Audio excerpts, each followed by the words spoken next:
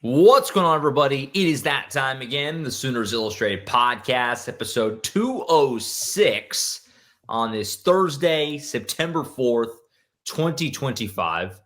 Josh Callaway, Collin Kennedy with you on a Thursday ahead of a rather large weekend for Oklahoma football, both in terms of on the field and off it on the recruiting side. It is a huge recruiting weekend. We've kind of been teasing this for weeks, months, really, going back into the summer, and we are here. A lot of guys going to be in town this weekend, and the right guy to break it all down, Collin Kennedy, here with us. We're going to get into all of it. The names to know that are going to be in town this weekend. Again, a massive recruiting weekend for Oklahoma. Also a massive game, obviously, as the Sooners hosting Michigan on Saturday night. We'll get Collin's thoughts on the game as well. Oklahoma also picked up another commit this week in 2026. We'll break that down. Also, a loaded Thursday show for you going into, again, a massive weekend for this program in a lot of ways. So a lot to sift through, a lot to talk about. As we get started, a reminder, subscribe as always to Sooners Illustrated at oklahoma.247sports.com. Use the promo code SoonersPod60 for 60% off a VIP subscription for a year right now to both Sooners Illustrated as well as the entire 247 Sports Network. The full visitor list for this weekend is on the website. Collin does an amazing job getting that, especially for a weekend like this. The list is, you're scrolling for a while to get through all the names on this thing. And you can get access to that right now. It's there for you if you subscribe to Sooners Illustrated. And it's like that for every big weekend all season long. So make sure to subscribe. Be with us. It's going to be a huge, huge weekend. Can't wait to get it started. Can I just say really quick, first of all, every Oklahoma fan should capitalize on this opportunity because the board right now has been jumping. It's been a lot of fun since the season started. Yeah. But if you're an OU fan out there wondering, should I sign up? I kid you not, y'all. We had a Michigan fan sign up just so that he could interact with Oklahoma fans on our board. Well, VIP chat yesterday had a Michigan fan asking multiple questions and discoursing on the board at Sooners Illustrated. It's that type of week. It's that type of weekend coming up. It's that kind of opportunity to come to Sooners Illustrated. And if Michigan fans are doing it, so should Oklahoma fans. You know what I mean, Josh? No doubt. It's huge. I mean, it's the biggest game in America this weekend. And obviously, James, Tom, and I'll have the game preview tomorrow on both the podcast feed and here on the YouTube channel. But it's maybe the biggest game of the Brent Venables era. They have all these kids coming into town. Like, it is just one of those weekends. You get a few of these, every year roughly, or, every couple of years. Like, just, it's kind of all the game, the recruiting. It's a huge weekend. And so it's a perfect time to sign up as Sooners Illustrated and come hang out with us for what it's going to be an eventful few days. One way or another, going to be an eventful few days around here. So the right time to jump in as Sooners Illustrated. So, without further delay, a lot to get to. Like we said, it's a massive visit weekend.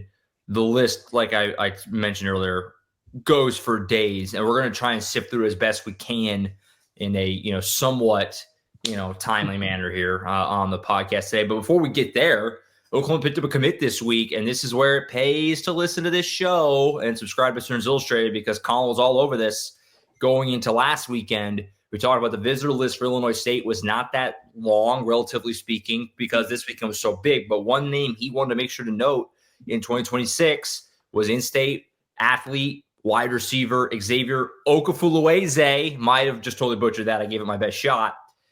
Basically, Collin said on this show last week that he didn't have the offer, but if he got it, there's a chance this could move quick. Well, he got the offer, and he committed on Tuesday. Collin, two things. They get another receiver, right? They only had one. Now they have two. And they're on the board in-state. A lot was made about no in-state guys in 2026. That no longer is the case as Xavier up in Owasso, my hometown, although not my school, as he goes to Rejoice Christian up there in the Tulsa area. We talked about it a little bit last week, though. I mean, this is a top 10 player in the state, a great athlete. They're going to bring him in as a wide receiver. Talk about the get, man. I mean, this feels like a nice addition late in the cycle, right, to get another receiver in to go with Daniel Odom in that 2026 class.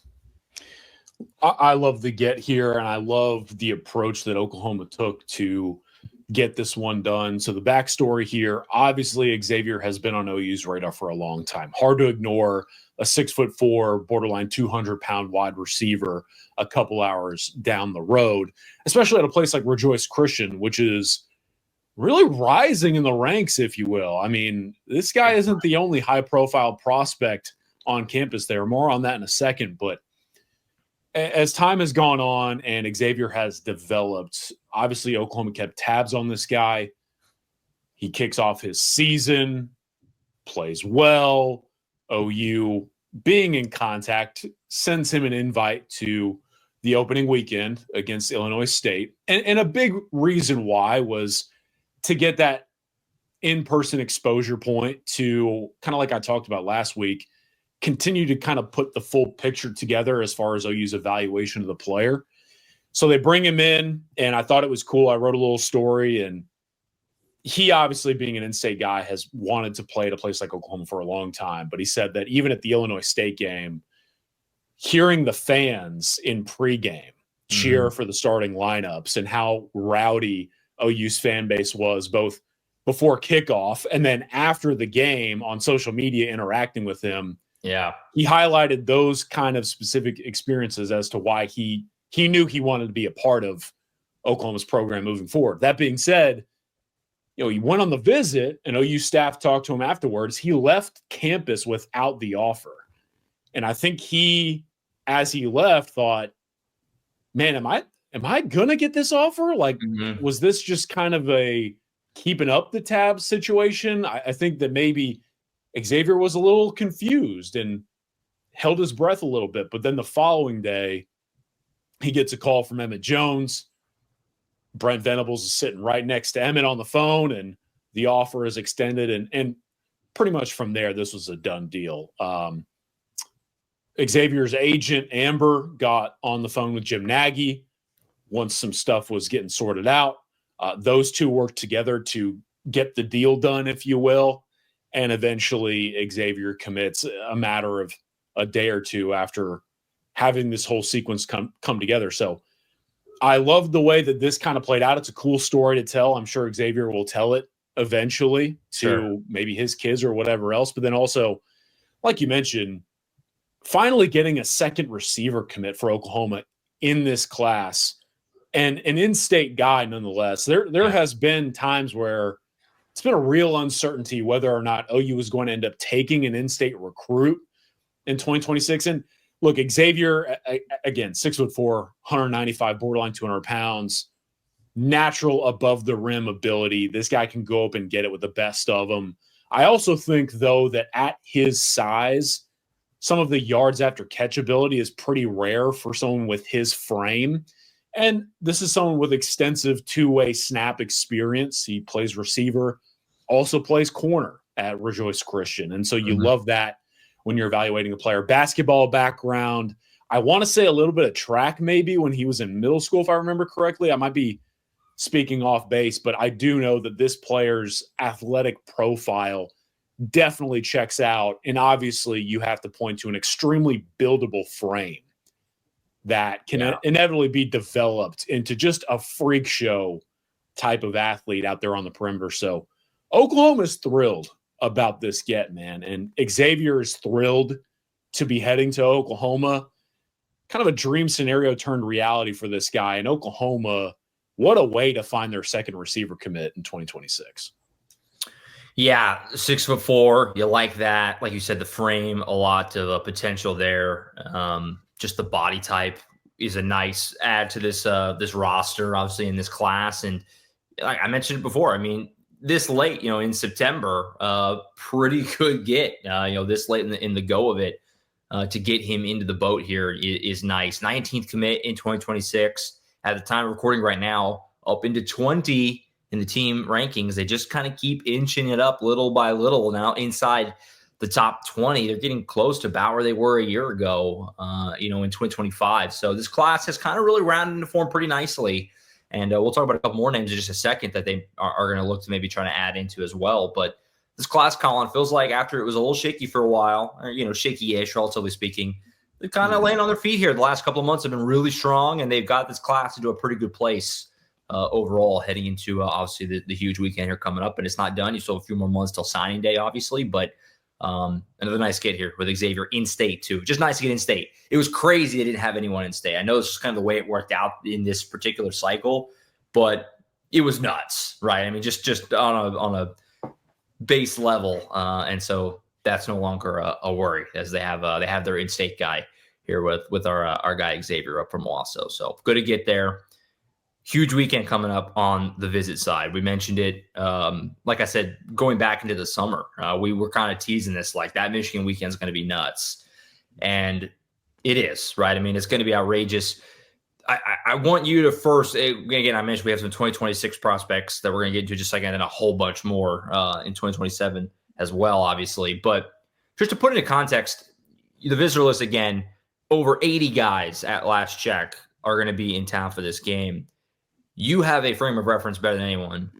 This seems crazy. Like, that number seems insane. For you, put into context, like, how huge of a weekend this is on the recruiting side for Oklahoma, because it just seems like a list that's going to be, I mean, it is jam-packed and star-studded. It's nuts. Yeah, I mean, look, we'll see how many of these guys actually end up showing up, right? It's one thing to be on the list. It's another to get there.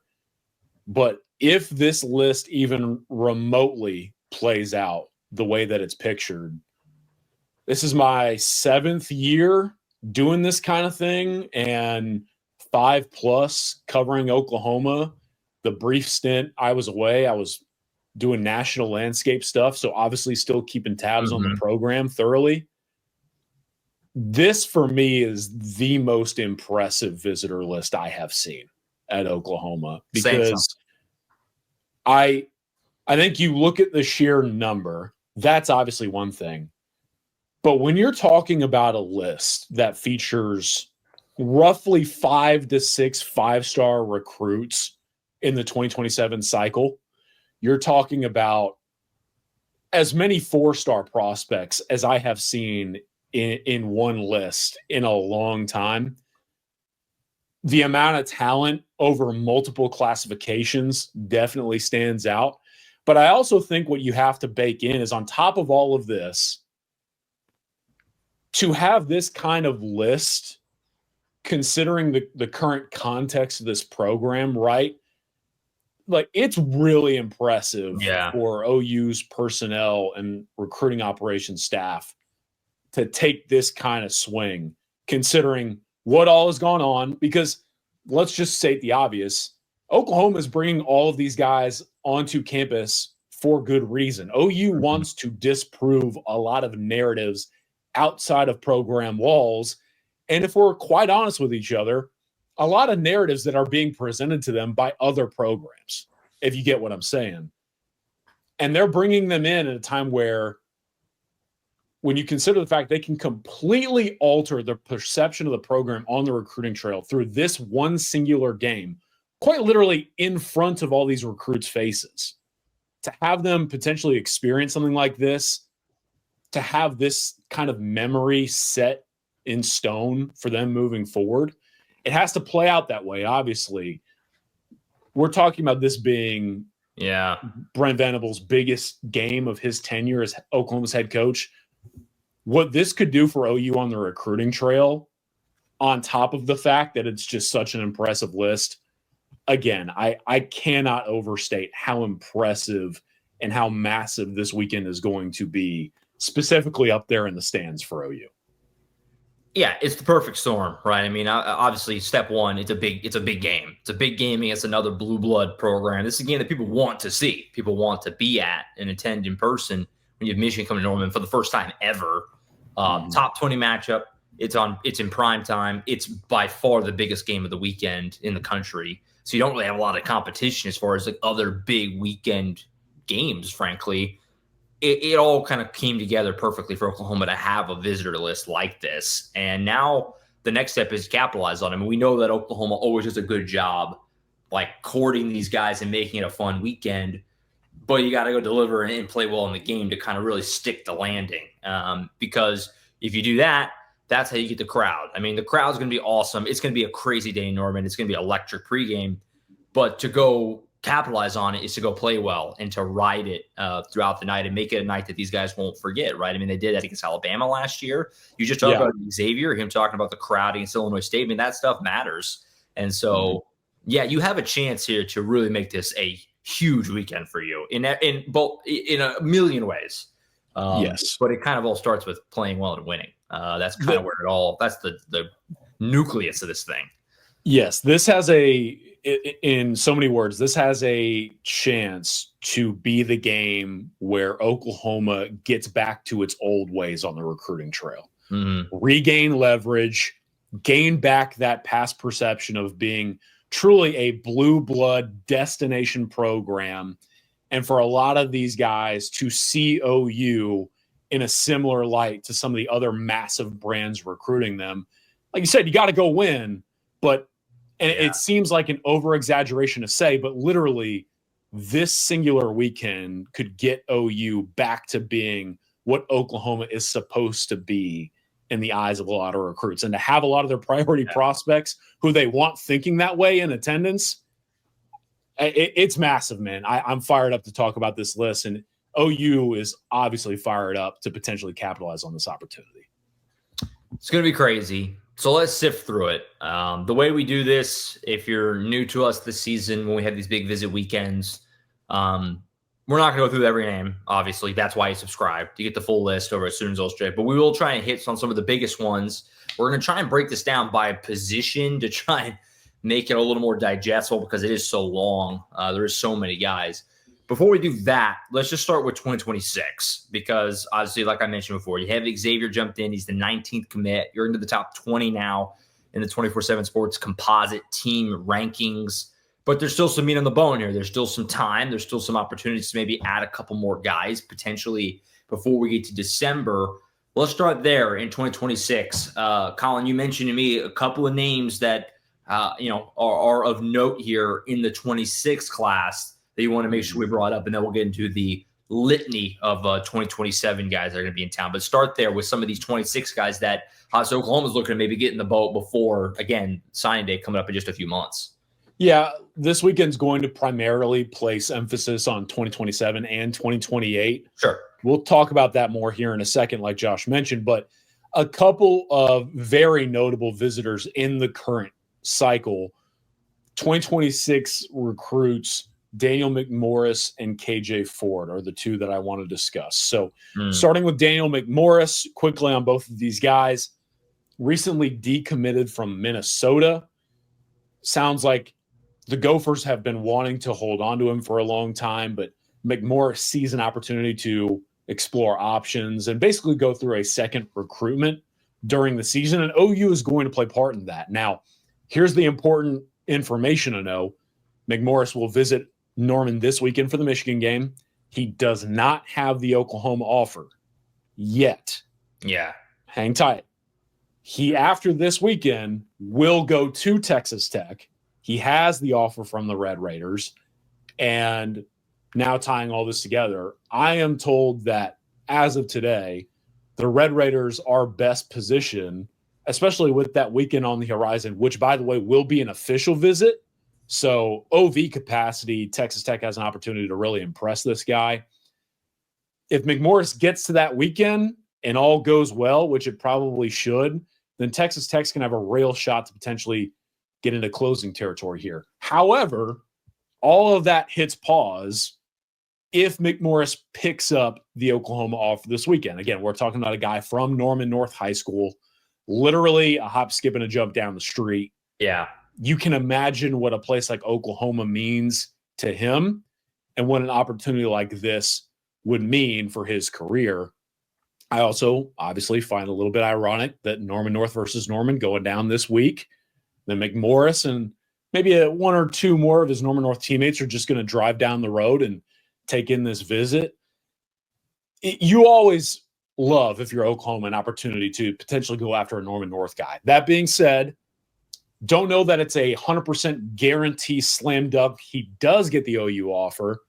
So, again, with all this in mind, something to keep an eye on as the weekend transpires. And then with KJ Ford, 4-star, top 100 prospect in the 26 cycle, elite defensive end who committed to Florida. over Alabama, had a lot of ebbs and flows in his recruitment over the summer, was supposed to take an OV to Oklahoma, but some things transpired there, and the Sooners kind of slipped out of contention with him for a second. But now, as we know, OU has been diligently trying to get back into the mix. Miguel Chavis has a really strong relationship with KJ. Yeah. That has helped Oklahoma now get him headed back to Norman this weekend for a visit to take in this OU Michigan game. And look, I like I told some folks behind the scenes, nothing could amount from this, even if Oklahoma wins. But the fact that the Sooners are kind of taking a shot here and just seeing what's out there, feeling some things through as far as what KJ feels relative to his current process. Florida is going to be hard to decommit from, as we know. I mean, the Gators went out and won that recruitment, as they have a couple of times on the trail this cycle. But Oklahoma and KJ, they have had a very strong relationship for a long time. I find it interesting that OU is basically saying, look, let's get this guy into town for our biggest game of the year to this point. Yeah, right. Potentially capitalize on this opportunity and then just see what he tells us. So KJ, for me specifically, is the one where you look at it and you go, OU definitely needs to win for anything to even possibly happen. So you start there. But if Oklahoma were to go out and get a victory this weekend in front of KJ and all that fan base, this atmosphere, something interesting to track, because we've debated whether or not 26 is done just yet. KJ would certainly be one where that Oklahoma would like to kind of get back into the fold. Yeah, obviously it would be huge if they could find a way to get right back in the mix there. And so some couple of very interesting names to note there in 26. Like we said, the cycle winding down certainly, but still some meat on the bone there, still some potential to maybe get another name or two into the boat. So we'll keep an eye on both of those names this weekend, obviously getting them in for the right weekend with Michigan coming into town and everything that's going to be going on around it. So some big names to note there. Let's shift into the future cycles with 27 and 28, like you mentioned before. The list is long. We're going to break this down by position, probably just the easiest way to kind of go about it. Well, let's start with quarterback. Obviously, Bo Bentley, the guy in 26, he'll be in town this weekend. We talked a lot about Peyton Houston in 27. Sounds like he's going to be in town this weekend, but also some 28 quarterbacks will be here as well. What are you kind of watching for here at the signal caller spot? Obviously, again, Bo Bentley, the guy in 26, I'd imagine it helps that he'll be around for these future cycles potentially here with 27 and even, like I said, some 28 guys. Where are you kind of watching quarterback-wise? What's kind of the storyline there? Yeah, it's definitely Peyton Houston being as the focal point of arguably this weekend. Oklahoma settled at quarterback in 26, definitely wants to go chips to the center of the table for their signal caller in 27. And Peyton Houston is going to be the guy until told otherwise. So I like OU's position currently with Peyton Houston. I think Ben Arbuckle has done a really good job here since stepping in as the Sooners offensive coordinator and pursuing someone like Peyton Houston. Last time he was around Norman, went through OU's summer prospect camp, worked out directly with Ben Arbuckle, and the two have really kind of formed a bond from there. A number of other programs involved here, obviously. So making the most of this opportunity with the top target at quarterback in 2027, certainly in the Sooners' best interest. And then I'm not going to have a chance to talk about this guy in the safeties portion of the show. So I need to highlight him just because it's a pretty wild name to bring up. Gage Weddle, 2028 athlete. If the last name sounds familiar, Josh, his father is none other than Eric Weddle, the former NFL 6-time Pro Bowl safety who played for the Chargers and all those other squads back then. Makes you feel old. It does. But it does. I had to throw that in there so we could get a little bit of a cringe together. Two-way player, plays quarterback, definitely projects most likely as a safety. But, man, I want to reiterate, 2027, certainly. 2028, guys, there's a ton of 2028 elite talents coming to Norman this weekend. Gage is certainly one of them. It's also just kind of crazy. We're at that time of timeline with former NFL guys bringing their sons through Norman. The amount of sons that are coming up that are like, oh my God. I mean, we talk about one all the time with Cooper Witten. It's like it never ends. No, great there. Peyton Houston, too, circling back to him. I've mentioned this before, but it really, I think, speaks volumes to him and the player in that Oklahoma has changed out their offensive coordinator a couple of times, and he remains the guy. Like that, I feel like that never happened. Like that's rare. Like you just saw it with O'Neal and Bentley. Like obviously Jaden O'Neal is a great talent, but they switch OCs. They go from Seth to Arbuckle, and Arbuckle kind of finds his guy in Bo Bentley. Like that's just not happening with Peyton in 2027. It's like Levy in on Peyton Houston, Seth Luttrell in on Peyton Houston, Ben Arbuckle. Like it just doesn't matter. It kind of just goes to tell you like the talent there that every OC that Oklahoma's had, they all are in consensus of like, no, this is our guy in 27. Like it just that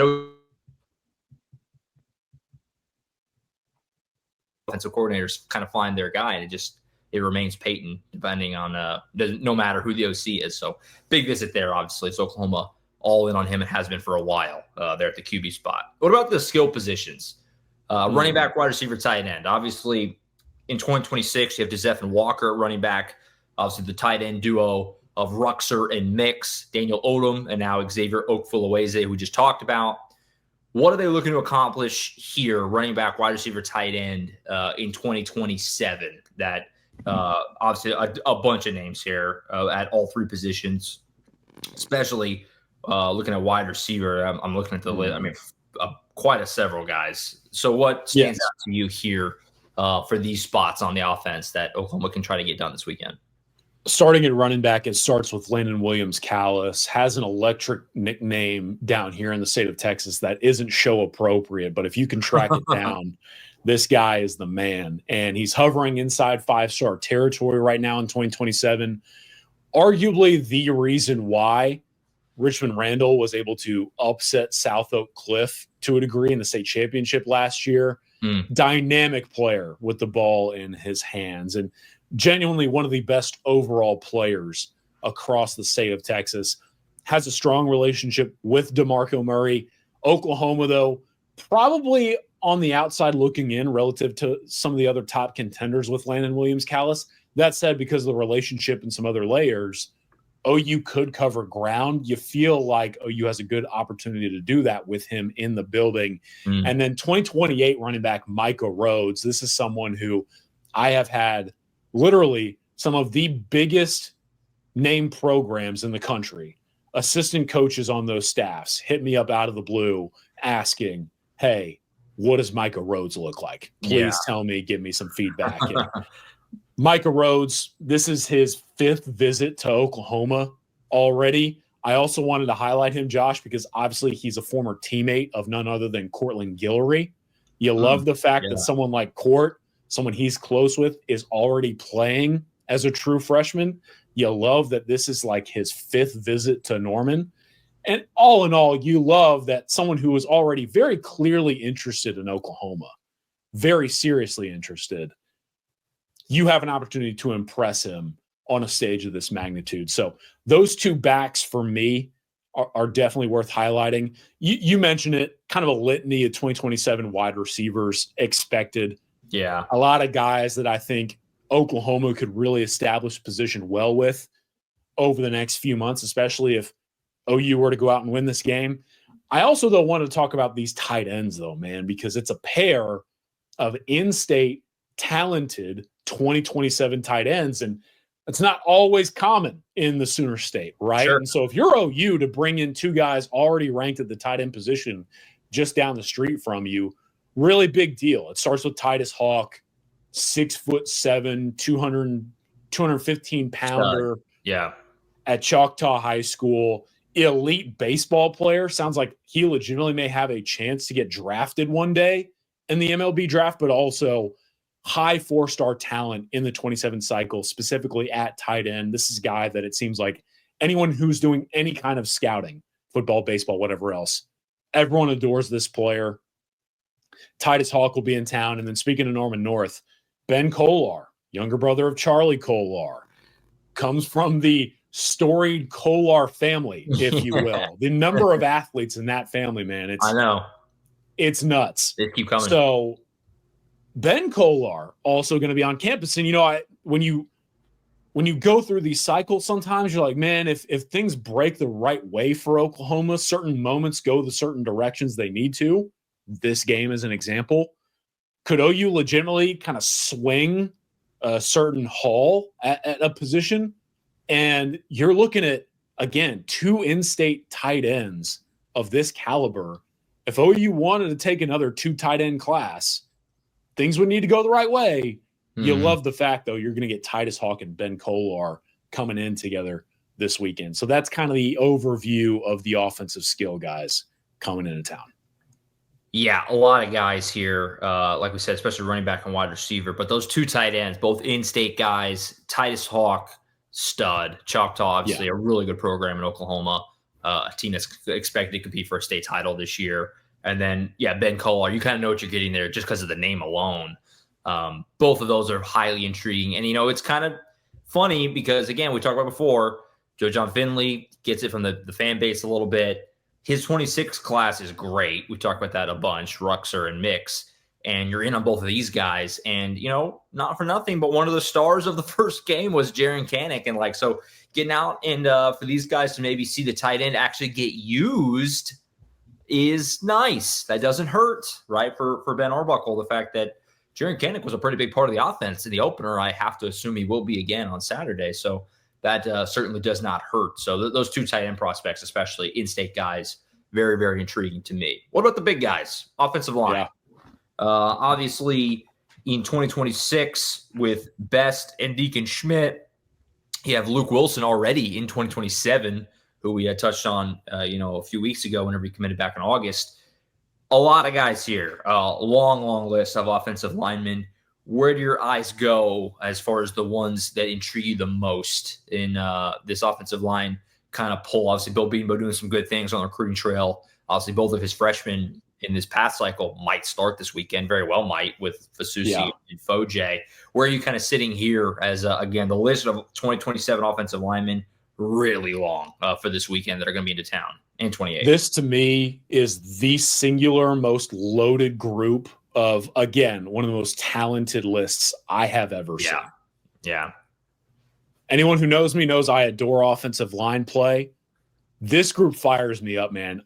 There are so many guys in this offensive line visitor list specifically that I could podcast about for an hour and a half. I mean, legitimately. Some of my favorite players in the country set to be in town this weekend. But, Josh, I think you have to start with Cooper Hackett. Yep. Right? Yep. So, backstory for anyone who missed it. Went on a visit to Arkansas last weekend, is what I'm told. And at the back end of that visit to Arkansas, commits to Texas Tech out of the blue. I want to say 9:45 p.m. Saturday night. The Red Raiders have obviously been considered the favorite for a long time.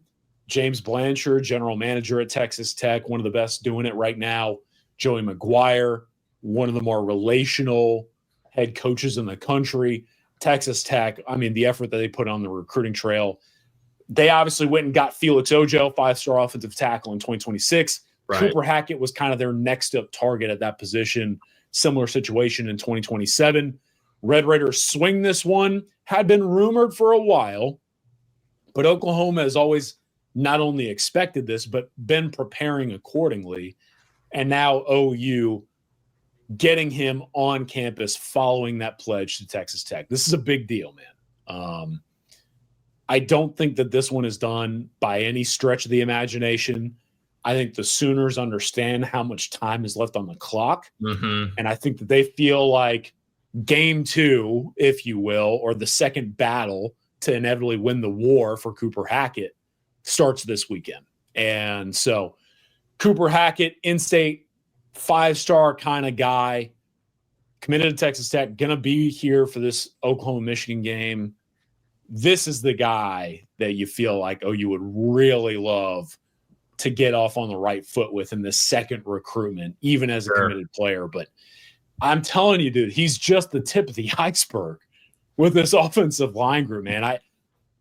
Kennedy Brown, we have yet to really talk about this player on the show. I want to say I talked about him back in early spring around Under Armour Houston. This is a top 2 player in the country, man. Top 2. Like, elite. Oklahoma kind of slow played the offer here.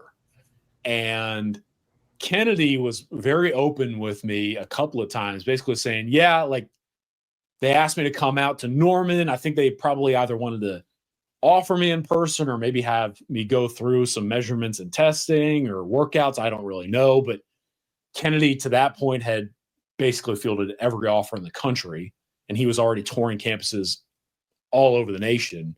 So Kennedy was like, just within my schedule, it's hard for me to go out to Oklahoma right now and work for that offer, blah, blah, blah. And he also, I mean, this is someone who, like, Texas A&M, LSU, so on and so forth, some of the biggest brands in college football, they have been pressing heavily for.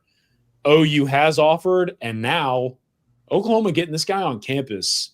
Like, Oklahoma is definitely on the outside looking in, but not only to capitalize on this type of environment or atmosphere, kind of like you mentioned, man, to have a younger player like maybe a Michael Fasusi play early, maybe a Ryan Foje plays early. There's a lot that you could potentially sell to Kennedy Brown out of this game if, number one, it goes well, and number two, he experiences enough to really see OU in a different light. The list goes on and on from there. Caden Penny, Bixby offensive lineman. Yep. Again, another elite in-state offensive lineman, arguably one of OU's highest priorities alongside Cooper Hackett in terms of in-state recruits. He'll be in town. Ismail Kamara, the French freak. This dude is awesome. Huge fan of Trent Williams. I literally built like a appliance you would buy at Sears or something. Like, I love Ismail Kamara. Again, we joke around, he's the French freak, and guy that really likes Oklahoma. Brian Swanson, South Oak Cliff. Shout out my guys at South Oak Cliff. Brian Swanson is a personal favorite of mine. Could be an OU-Texas battle here. If OU wins this game with Swanson on campus and Texas even remotely gives Swanson the runaround, keep an eye on the Sooners with this guy, man. We don't talk about it a lot, but there's some sneaky advantages built in with Oklahoma and Swanson. Gus Corsair, a guy that Oklahoma has offered and is recruiting at center. So many more. The list goes on and on. Jackson Roper is certainly worth mention as well. Oklahoma recruiting the state of Colorado, right? And another offensive lineman out there that OU likes a ton.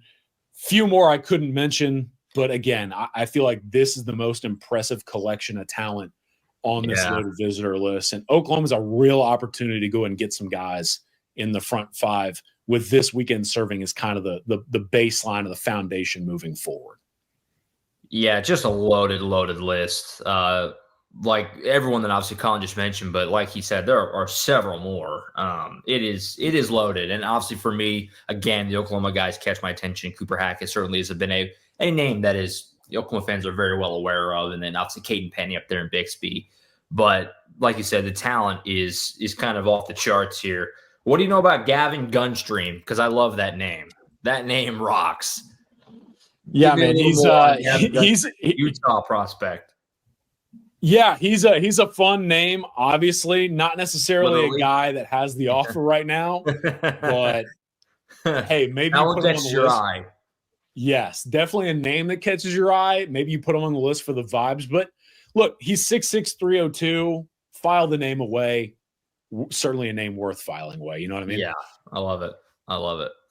Great list of offensive line prospects. And again, we mentioned, but it does not hurt if a Susie gets out there, a Foje gets out there, doesn't hurt things. And the 26 commits, Best and Schmidt, I think, are both expected to be in town as well. And Luke Wilson, right? So that doesn't hurt your cause either, potentially, if they can all make it, So, yeah, a lot of offensive line talent going to be on campus this weekend. Let's do some defense. Front seven. Let's start there. Defensive end, defensive line, linebackers. Again, I'm just repeating myself, but again, a lot of talent, really deep, loaded. You have the triumvirate in 26 defensive ends expect to be there, including, of course, Jake Kroll, who's kind of the gem of this class to go with Bo Bentley. He's the defensive side. We talked about the D tackles. They've added Harris and T-Ron Richardson, linebacker, Jacoby Smith, and Bo Jandro. A lot of names here to note. Collin on the defensive line and linebacker room. Where do your eyes go here? Because again, repeating myself, but a bunch of talent again at all of these spots that Oklahoma's going to have in town this weekend to watch this defense cook. At defensive end, you got to start with Zane Rowe, former Oklahoma commit, elite prospect. Miguel Chavis has literally gone out of his way to advocate and defend someone like Zane Rowe, who pledged early to OU, very early, and then rightfully took a step back, understood he had a lot of time, had every right to explore the process. And he didn't want to do so with OU feeling any sort of disrespect or feeling slighted as he explored. And Zane Rowe, this is someone, again, who committed to the program at one point. He obviously has a lot of love and respect for what's going on in Norman. And I do think that he would like to be a part of it. Got to prove it in front of him this weekend, right? Really give this guy some incentive to rejoin the 27 class. At defensive tackle, a number of 4-star prospects, but a guy in 5-star territory that you have to talk about is Jalen Brewster, elite player out of Cedar Hill High School. Yeah. I think Oklahoma's right up there with Oregon and a few others for Jalen Brewster's eventual services. Todd Bates has nailed this recruitment. Give Todd Bates a ton of credit for potentially putting Oklahoma in the top 2 for Jalen Brewster. This is someone who in the top 15 to 20 and 27 early on, and Oklahoma really wants this guy. I think OU dream scenario for them as far as defensive line recruiting in 27, Zane Rowe at end, Jalen Brewster defensive tackle. You run away from there. And speaking of that, a guy that I quickly wanted to highlight as well, defensive tackle, and there's a number of 4-star guys and guys I'm not going to be able to talk about. Joseph Graves, guy who was formerly at Booker T. Washington in state, now at IMG Academy. Refrigerator. Dude. Just a dude. And your classic nose tackle. I think Oklahoma would love to bring this guy back to the Sooner State, but whether you're talking about Booker T. Washington or you're talking about IMG, doesn't hurt that he's gone back and forth between some pretty fruitful recruiting grounds for Oklahoma. And Joseph Graves coming back to the state, give a guy like that something to sell in terms of incentive to return home. And then at linebacker, I kind of have hit on one notable name per. It's Cooper Witten, right? Yeah. I mean, it's Cooper Witten. Yeah. I don't know how many times we've talked about Cooper here on the show. It's important to reiterate there was a bit of a confusing stretch for a lot of Oklahoma fans.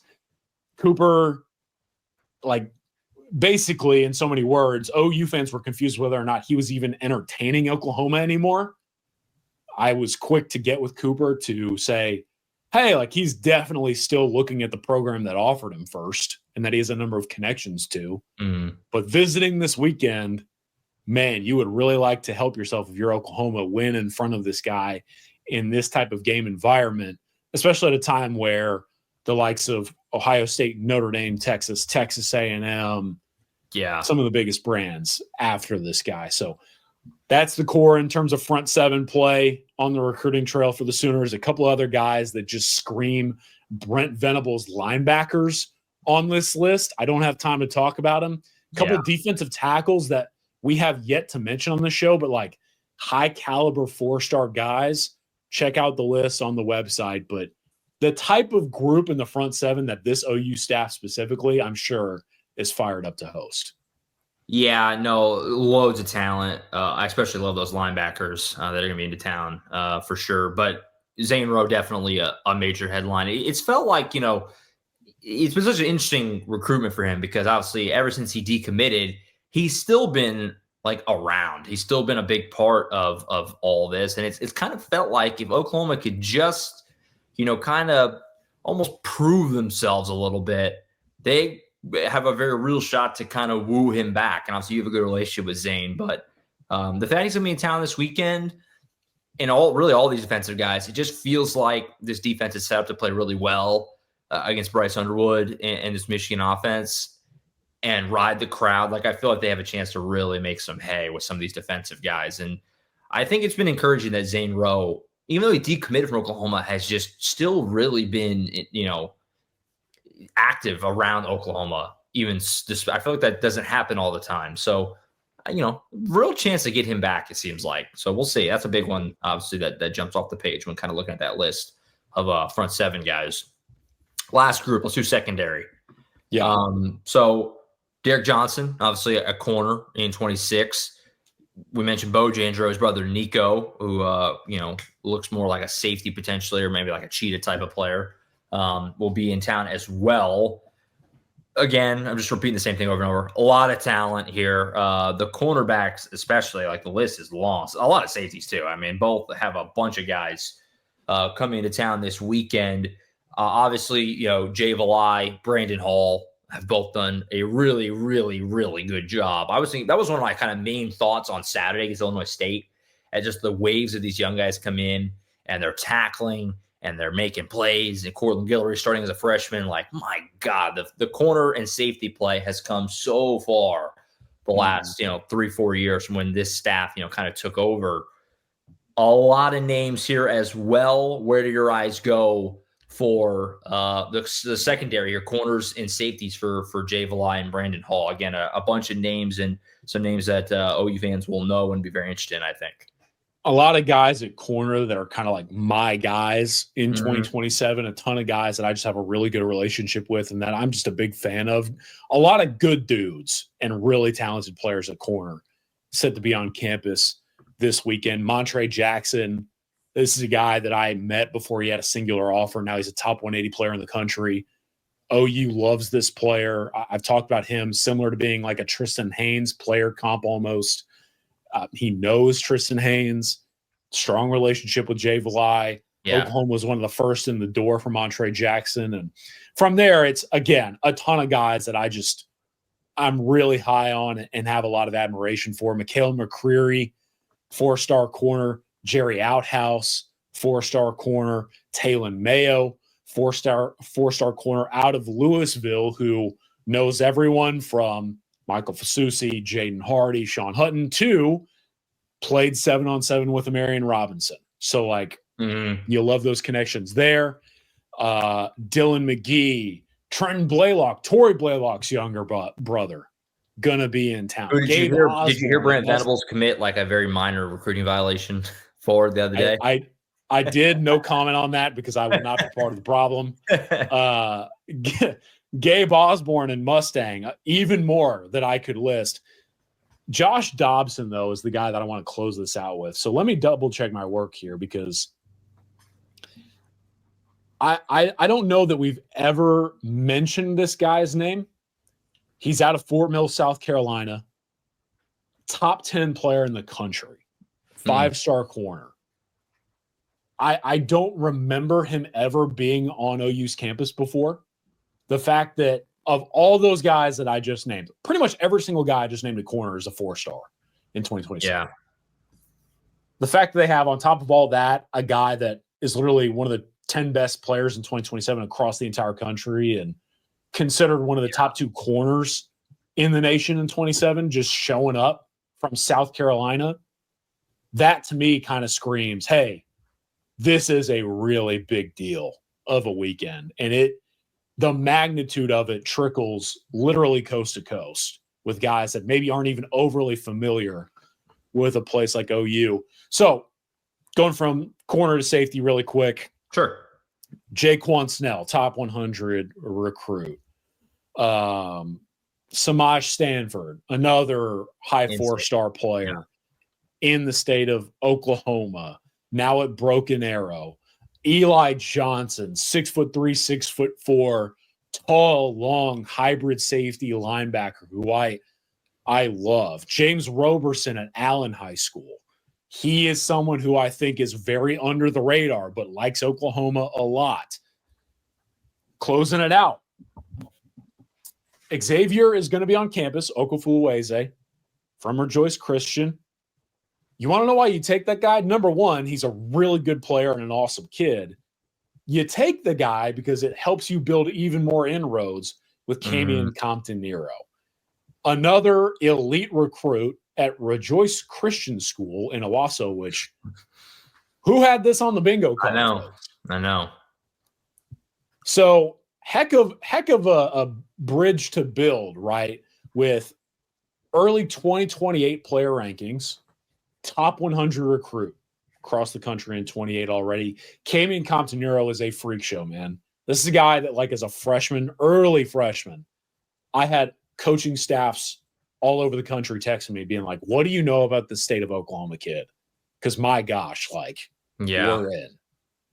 So Oklahoma getting all these other guys. And then, oh, by the way, the number one recruit in the state of Oklahoma for 28 going to be on campus with his teammate having just committed to the program. Yeah.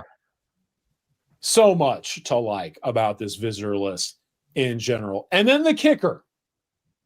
I'm glad you brought it up. Yeah. Don't overlook Trace Rudd, Oklahoma's 26 kicker commit, also expected to be in town this weekend because why not? It's if there's anyone that's going to be recruiting, recruiting as hard as like a Bo Bentley, I promise you it's going to be Trace Rudd, folks. This dude is all in. I believe his first OU game experience was last weekend. He's back in town. He's ready to roll. Trace Rudd, man. I love this guy. I think I told you, Josh, watched our show whenever he committed. His grandparents watched the show when he committed. His family watched the show, and they were fired up about the Sooners Illustrated podcast.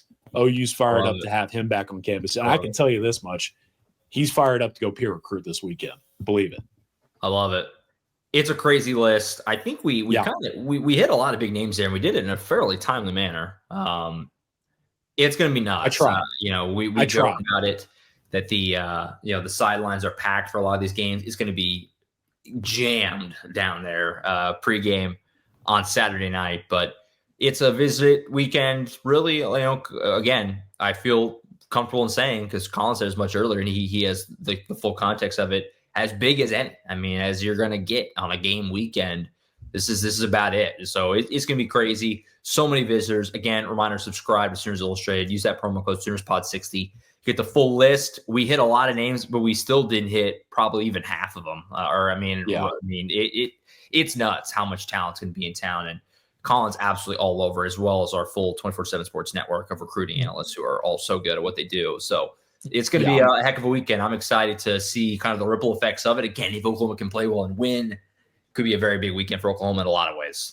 There's a 4-star defensive back committed to another SEC school who will be on campus that OU might potentially be laying some of the groundwork for a long-term flip shot. And he's one of my favorite defensive backs in the cycle. And I didn't even get a chance to talk about him. But if you subscribe with Sooners Pod 60, tomorrow, Friday, I'm going to tell you right now, I'm going to pull another all-nighter tonight. I'm going to be laying out a ton of like visitor storyline notes packages with a lot of these guys. He's going to be one that I will talk about on the board. And then, like Josh mentioned, we have a group chat going right now with me and all of the national recruiting analysts at 24/7 Sports. A number of them have already provided content. I know more is on the way from them as well. Let's just say it's going to be a good time to sign up and subscribe. And, oh, by the way, the Michigan-Oklahoma game is then going to kick off with all this. Yeah, and on top of all that, again, we kind of teased it earlier, maybe the biggest game of the Brent Venables era. Obviously, Tom James and I will preview the game tomorrow. That'll be on the podcast feed and, of course, on the YouTube channel. But as always, I do want to get Collin's thoughts on the game and, of course, your pick for Saturday night. Your thoughts here, man, on the actual game itself. I think a lot of people are trying to figure out what to expect this weekend. I think both teams, had openers that had some good and some concerning at the same time. But here we go. I mean, top 20 matchup this weekend. What are you going to be watching for on Saturday when these teams actually line up and play? And how do you think it's going to go? Give me your final score prediction for Saturday as Oklahoma takes on Michigan in what's going to be obviously a massive game to kind of decide the direction of this season in a lot of ways. All right, so here's my game breakdown. You ready? Let's hear it. so much of this game for me is regarding Oklahoma about the phrase, make it look that way, right? You guys will get into this much more in depth on the game preview show, but keep in mind the phrase, make it look that way. You're playing against a freshman quarterback. Make it look that way. You have one of the best home field advantages behind one of the best defensive minds in all of football against said freshman quarterback. Make it look that way. I mean, this is one of the most talented defensive units OU has had in a long time. Make it look that way. Michigan lost Mason Graham, Kenneth Grant, the best defensive tackle duo in the country from last year. They lost Josiah Stewart off the edge, my favorite player in college football. From a year ago, they lost Will Johnson, a first-round corner. They are losing Jayshon Barham for 2 quarters of play, and that's just to name a few. Make it look that way. This offense is supposed to be improved.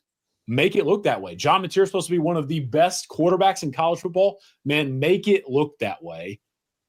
There are a lot of advantages on paper that present themselves for Oklahoma to go out and win this game. Yeah. But you got to make it look that way. And if you don't, this Michigan team can go out and get you. If OU makes this game look that way, they got a chance to go and get one of the biggest and most meaningful wins in Brent Venables' tenure. But even 1 or 2 things don't look the way that they're supposed to for OU, then we have a real conversation on our hands as far as what could take place on Owen Field. I cannot wait for a kickoff. I do personally believe on one side of the debate, is this Brent Venables' biggest game in his time as Oklahoma's head coach? For everything we just talked about and then more, you got to go and win, and you have an opportunity to do so because, again, it looks that way. So go make perception reality for Oklahoma, and you get the win that you need at this time. Do they? You got Oklahoma winning on Saturday? I am shocked that Oklahoma is a borderline 6-point favorite right now. I really am. I think it opened like, what was it, 2.5 or 3.5? And it's kind of just I thought it would hover at 2.5 or even 3 for Vegas to kind of get that push. But give me Oklahoma to win 27-20. I think you'll see both defenses get a meaningful stop or two, a little bend but don't break ability in this setting. I do think that early on you'll see Bryce Underwood have to settle into this environment because people forget what the atmosphere in Norman was like for the Alabama game and the Tennessee game specifically. I think Brent Venables calling this game is a big deal for a few reasons, right? Inevitably, though, Michigan has too much talent to not settle in and make this a game. What I also think, though, pushes Oklahoma over the edge, Josh. I know John Mateer told y'all at one of the media availabilities he doesn't pay attention to social media or anything like that. But now would be a good time to do so. Because, man, if there was ever a time to go out there like Baker Mayfield style and aim to silence some doubters, for sure, quiet some noise around his name, now is the time to do so, right? I think John Mateer, if this is happening behind the scenes, is going to embrace everything about this game for this team and himself. I think we're in for a fun one, folks, and I think Oklahoma pulls it out and gets the win it needs. And for, again, a lot of reasons, makes this game look the way it's supposed to. OU wins 27-20. It's going to be fun. I can't wait for this game. This week is taking forever to get to Saturday night, but we're getting closer. We're getting ever so much closer, and it's going to be a huge recruiting weekend as well, and a lot to sift through, a lot to talk about, and we'll have a lot to talk about coming out of it going into next week. That's for sure. Again, one way or another, I think, on Saturday and into next week. I think that's it. Collin, appreciate you as always. Huge weekend. I know you'll have the coverage over on Sooners Illustrated, and we'll catch up with you soon. But going to be fun, man. Looking forward to it, and appreciate you as always for the knowledge. Safe travels, everyone out there going to the game. Hope everyone has fun. Soak it in. Yeah. And if you're going to be in that stadium, man, be part of making this game the chatter of college football. No doubt. That would be my advice. But No doubt. fired up. Michigan is one of those programs I have a lot of family connections to. Mm-hmm. Obviously, we get to cover Oklahoma for a living, which is great.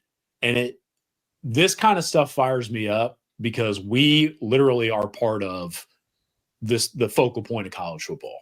And you shouldn't take that stuff for granted. You know what I mean? All eyes are on us and what's going to happen in Norman this weekend. And that's pretty cool to think about. By the way, shout out if you're a Michigan fan hopping on our board or watching the show.